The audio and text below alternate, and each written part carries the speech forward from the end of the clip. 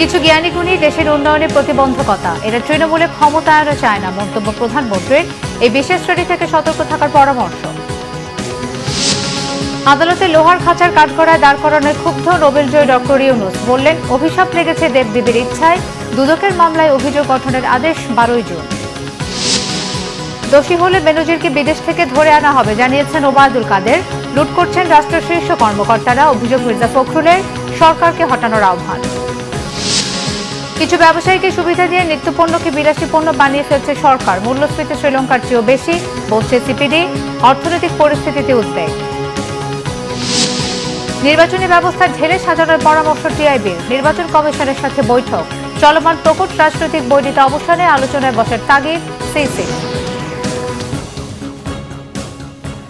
দেখছিলেন বিআরবি কেবল সংবাদ শিরোনাম, এবারে বিস্তারিত। এক শ্রেণীর জ্ঞানীগুণীরাই দেশের অর্জনের প্রতিবন্ধকতা সৃষ্টি করে বলে মন্তব্য করেছেন প্রধানমন্ত্রী শেখ হাসিনা। এই বিশেষ শ্রেণী থেকে সতর্ক থাকার পরামর্শ দিয়েছেন তিনি। বঙ্গবন্ধুর ভাষণে নির্দেশিত অনেক কিছুই এখনো অজানা উল্লেখ করে ইতিহাস থেকে শিক্ষা নিয়ে ভবিষ্যতের জন্য তরুণ প্রজন্মকে গড়ে তোলার তাগিদ দেন প্রধানমন্ত্রী। রিপোর্ট সৈয়দ আব্দুল মুহিতের।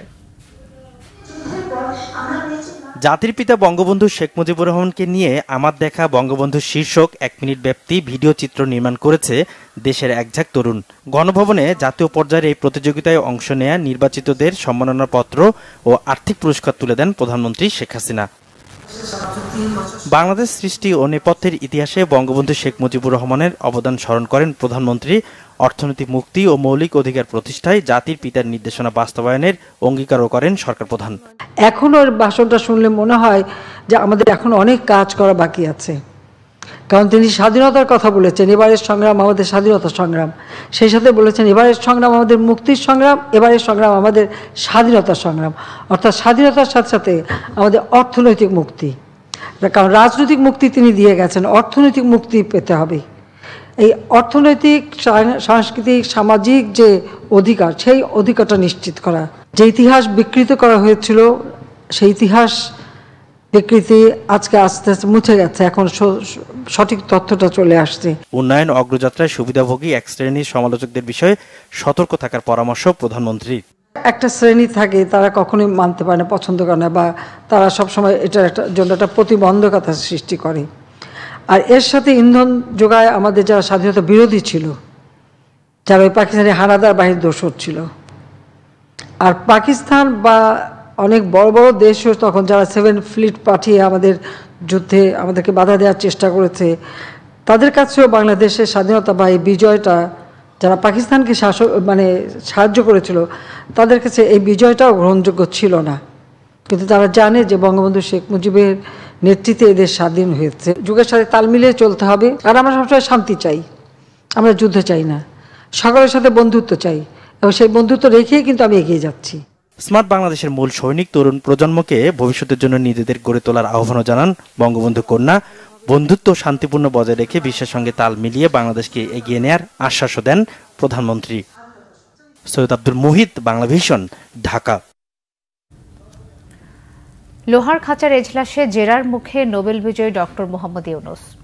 ঢাকা মহানগর দায়রা জজ আদালতে দুর্নীতি দমন কমিশনের করা মামলার চার্জ গঠনের দিনে লোহার খাঁচায় ইউনূস সহ 14 জন অভিযুক্তকে রাখায় ক্ষোভ জানান ডক্টর ইউনূস। তিনি বলেন, দেবদেবীর ইচ্ছায় অভিশাপ লেগেছে, তাই আমার এই অবস্থা। এদিকে আসামি পক্ষের আইনজীবী বলেন, ব্যক্তিগত টার্গেট করে ডক্টর ইউনূসকে অপমান করা হচ্ছে। ডক্টর ইউনূস সহ 14 জনের বিরুদ্ধে 12 জন অভিযোগ গঠনের আদেশ দেবে আদালত। বিস্তারিত ফরুক বাবুর রিপোর্টে।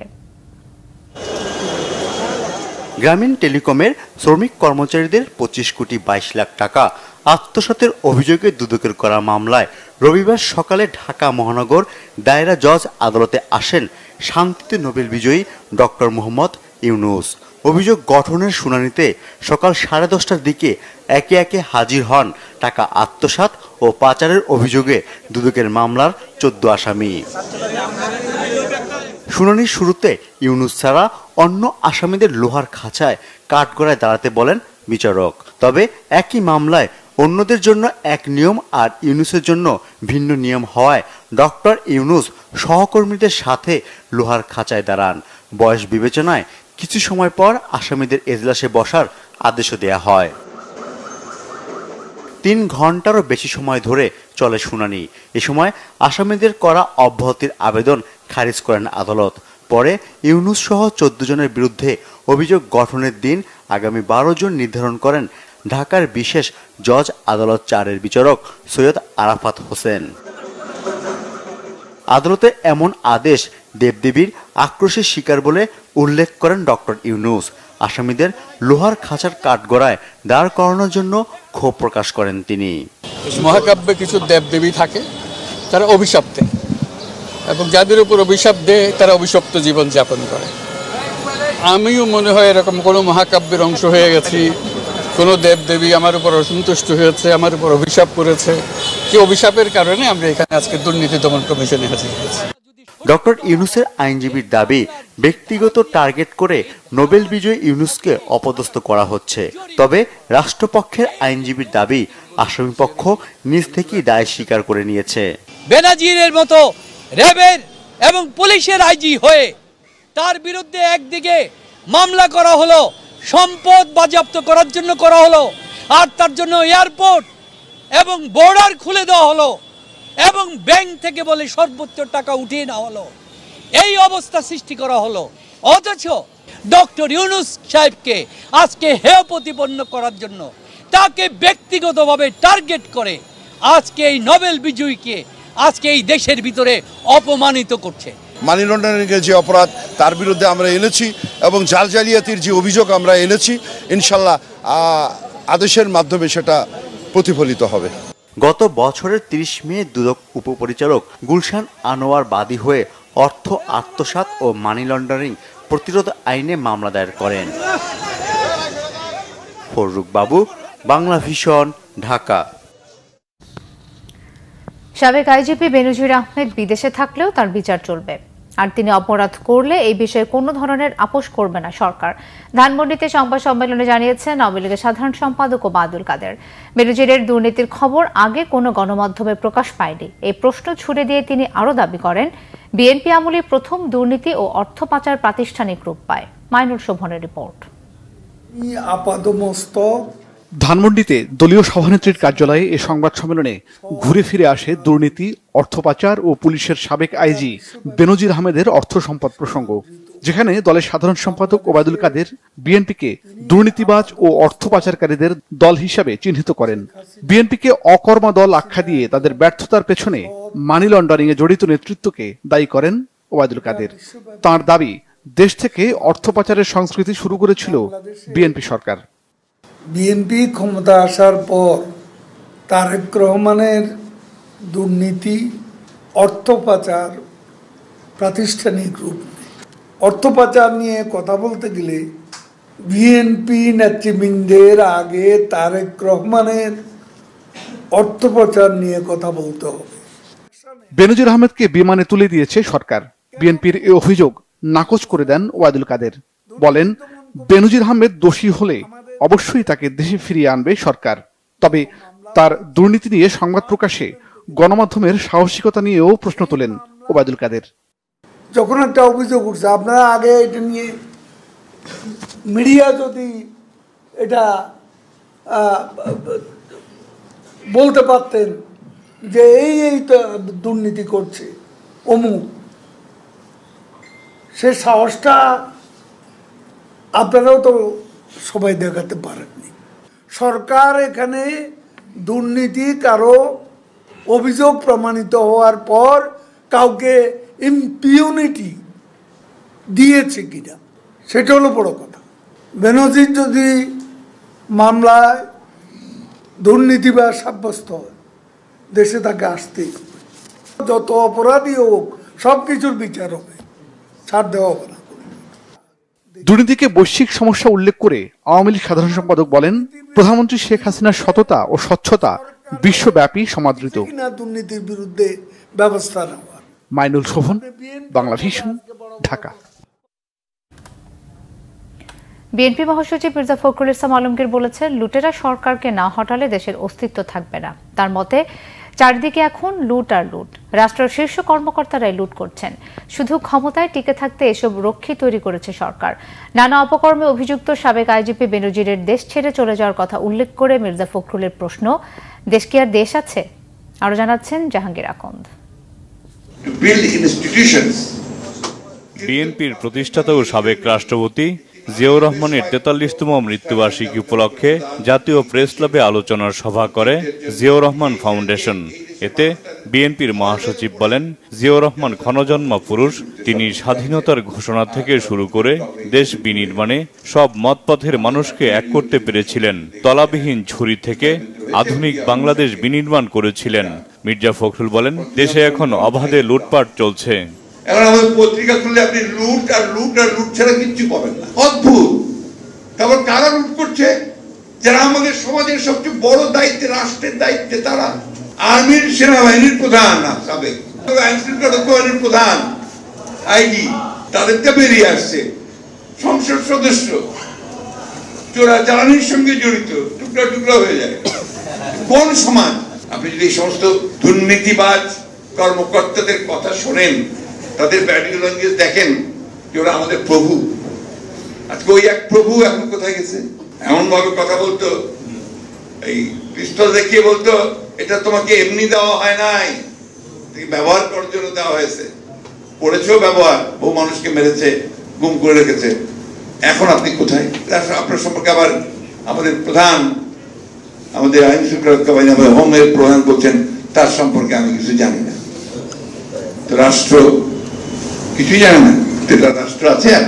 বিএনপির মহাসচিব বলেন, উন্নয়নের নামে মেগা প্রজেক্টের মাধ্যমে দেশকে ঋণের জালে ডুবিয়েছে সরকার। একটা ভবিষ্যৎ প্রজন্মকে পুরো লোনের মধ্যে ডুবিয়ে রেখে যাবে। এখনই ইতিমধ্যে আপনার সেই লোনের পরিমাণ দাঁড়িয়েছে 1,50,000 টাকা মাথা পিছু লোন করছে। আপনারা এখন বলেন, এমন এমন সমস্ত প্রজেক্ট করছে, তার মধ্যে একটা প্রজেক্ট আছে রূপপুর পারমাণবিক প্রজেক্ট। কোনোদিনই শেষ হবে না, আর আমাদের ওর লোন ইন্টারেস্ট শোধ করতে করতে আমরা শেষ হয়ে যাব। সবচেয়ে বেশি ইন্টারেস্ট রেট সেখানে। আদানি সাহেবের কাছ থেকে আপনার বিদ্যুৎ নিয়েছে, ভারতের কাছ থেকে। এর যে টার্মস অ্যান্ড কন্ডিশনস, কোন সুস্থ মানুষ এগুলো করতে পারে? কোন এতটুকু দেশপ্রেমিক মানুষ সরকার এই কাজগুলো করতে পারে? এটা চিন্তাই করা যায় না।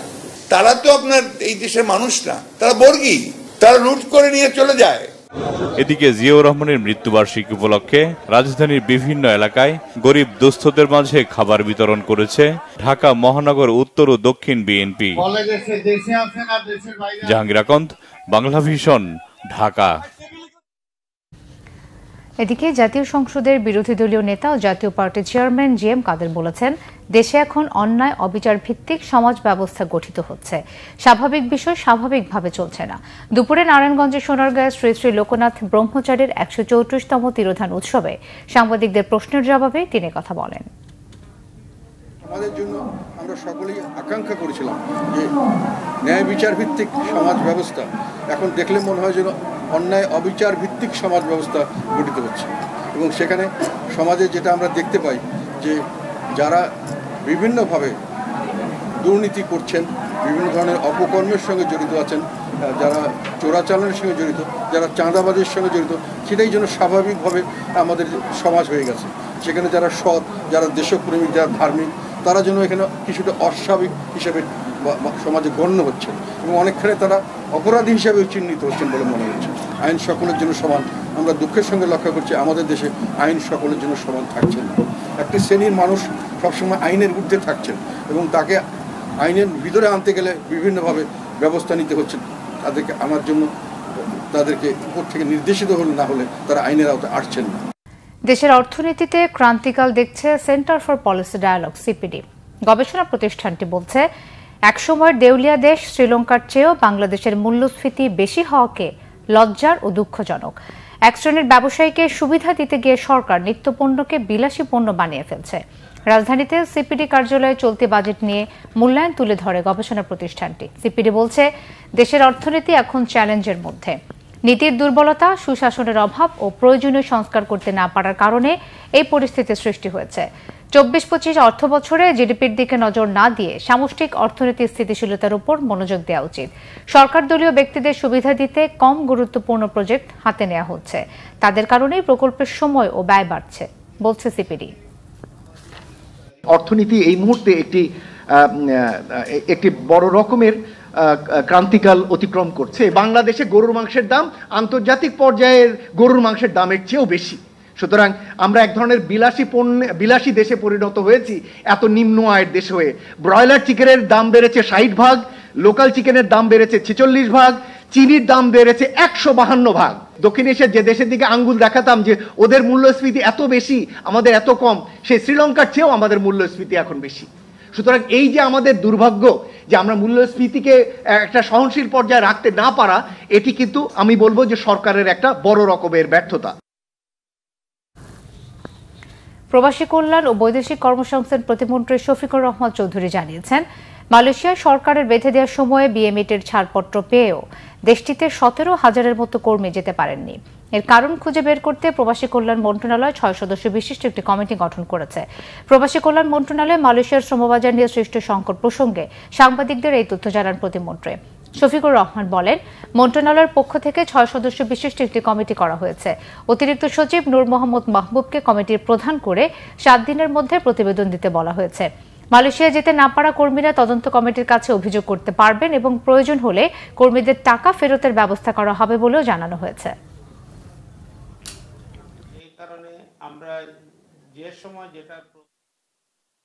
তদন্ত কমিটি 7 দিনের ভিতরে রিপোর্ট দিবে এবং তাদের সুপারিশ দিবে, এবং আমি বিশ্বাস করি যারা এইটার জন্য দায়ী হবে তাদের বিরুদ্ধে আমরা শাস্তিমূলক ব্যবস্থা গ্রহণ করব।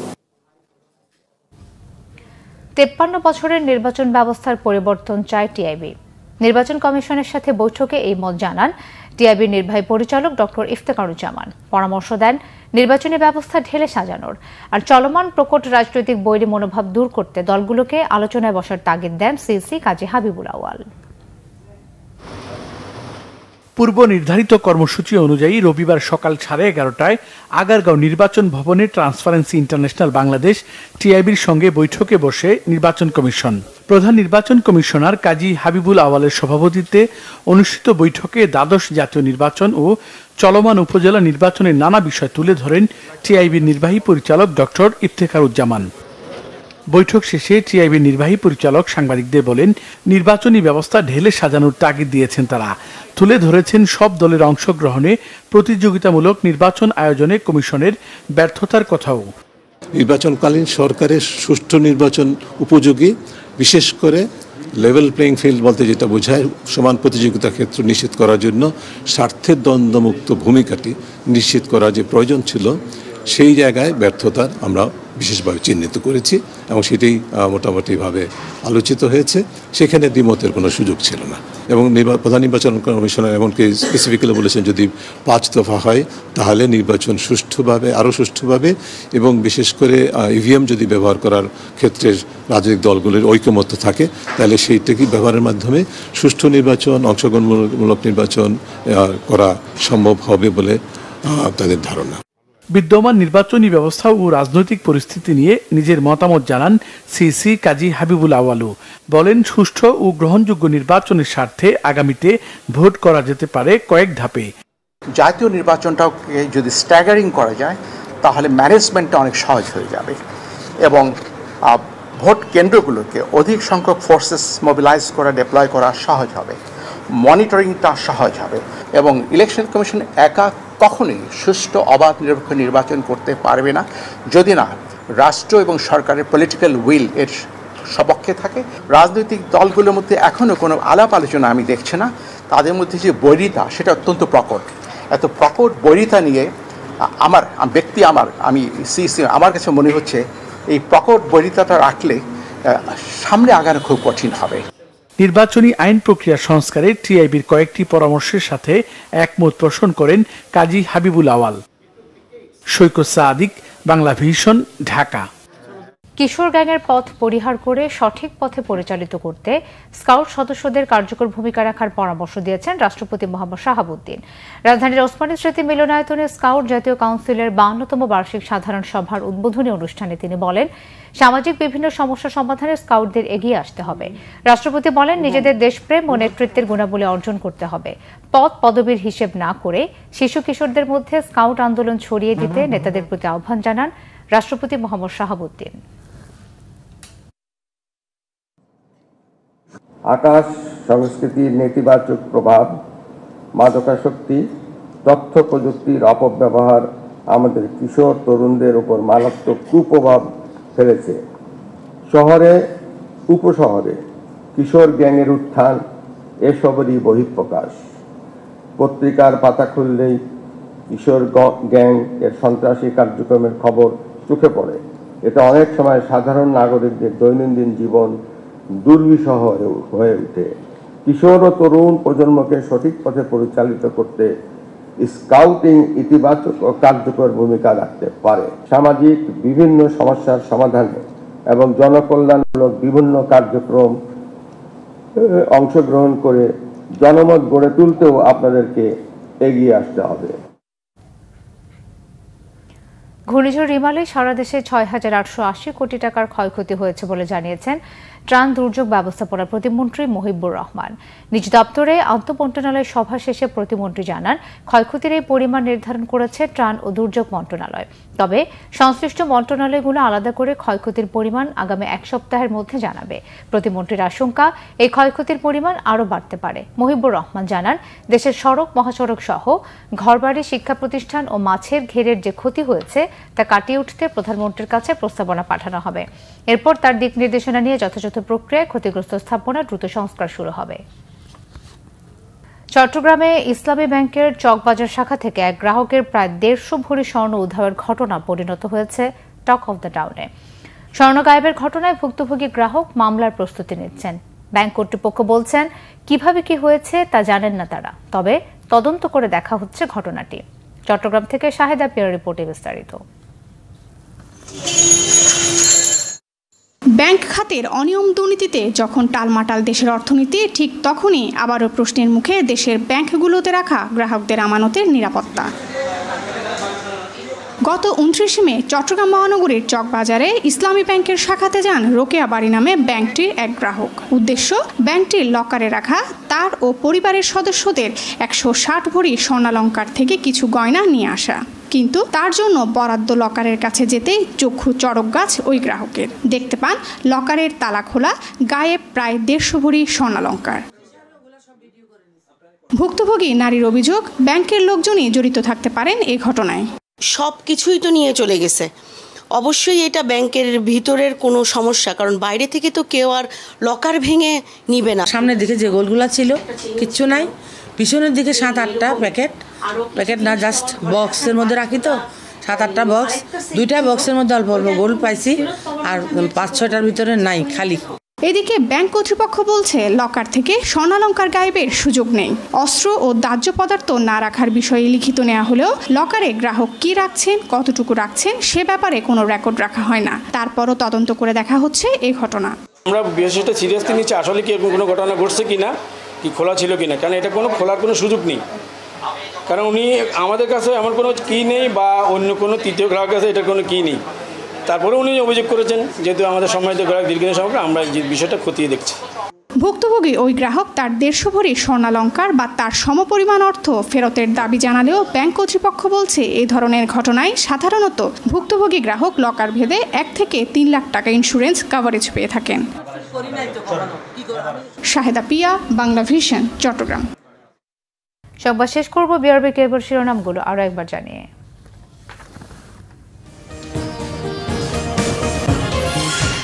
কিছু জ্ঞানী গুণী দেশের উন্নয়নের প্রতিবন্ধকতা, এরা তৃণমূলে ক্ষমতায়নও চায় না, মন্তব্য প্রধানমন্ত্রীর। এই বিশেষ শ্রেণী থেকে সতর্ক থাকার পরামর্শ। আদালতে লোহার খাঁচার কাজ করায় দাঁড় করানোয় ক্ষুব্ধ নোবেলজয়ী ডক্টর ইউনূস, বললেন অভিশাপ লেগেছে দেবদেবীর ইচ্ছায়। দুদকের মামলায় অভিযোগ গঠনের আদেশ 12 জুন। দোষী হলে বেনজিরকে বিদেশ থেকে ধরে আনা হবে, জানিয়েছেন ওবায়দুল কাদের। লুট করছেন রাষ্ট্রের শীর্ষ কর্মকর্তারা, অভিযোগ মির্জা ফখরুলের, সরকারকে হটানোর আহ্বান। কিছু ব্যবসায়ীকে সুবিধা দিয়ে নিত্য পণ্যকে বিলাসী পণ্য বানিয়ে ফেলছে সরকার। মূল্যস্ফীতি শ্রীলঙ্কার চেয়েও বেশি, অভিযোগ সিপিডির। অর্থনৈতিক পরিস্থিতিতে উদ্বেগ। নির্বাচনী ব্যবস্থা ঢেলে সাজানোর পরামর্শ টিআইবির। নির্বাচন কমিশনের সাথে বৈঠক। চলমান প্রকট রাজনৈতিক বৈরিতা অবসানে আলোচনায় বসার তাগিদ সিসি। এই ছিল এখনকার মতো। পরের সংবাদটা 10:30। এর আগে 9টায় রয়েছে নিউজ 20 দেখার আমন্ত্রণ রইল। এছাড়া বাংলা ভিশন সংবাদ ও সংবাদ সংশ্লিষ্ট অনুষ্ঠান দেখতে ভিজিট করুন www.bbnews24.com ও facebook.com/banglavisionnews এবং সাবস্ক্রাইব করুন youtube.com/banglavisionnews।